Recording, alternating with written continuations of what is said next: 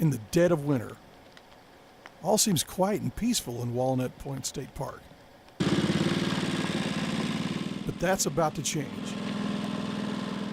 See, a lot of work goes into maintaining our parks, lakes, and campgrounds. And a lot of it's behind the scenes, so to speak.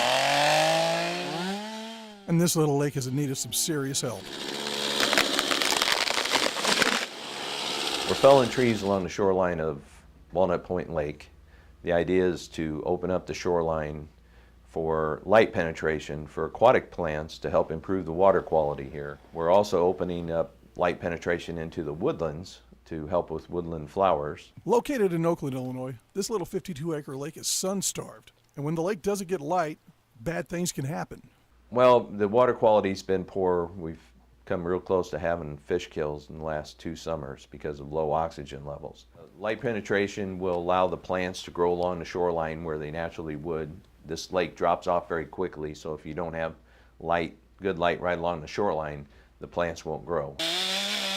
And if nobody wants to come to this lake because of the fish kill, well, let's just say the effects will be felt for miles around. You know, people visiting the campground, the local cities, they're buying food, they're buying gas.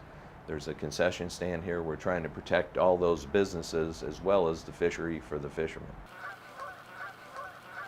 I'm pretty sure the geese aren't too happy out here right now. A whole big flock of them just flew away because of these chainsaws. But unfortunately for the geese, this work has to be done. It might take a couple years to start seeing significant improvements from the habitat, but hopefully not too long. But cutting down trees isn't the only improvement being made out here. We do have a bluegill regulation in this lake that is considered experimental, but it's working fantastically and has improved the quality of the bluegill fishery tremendously.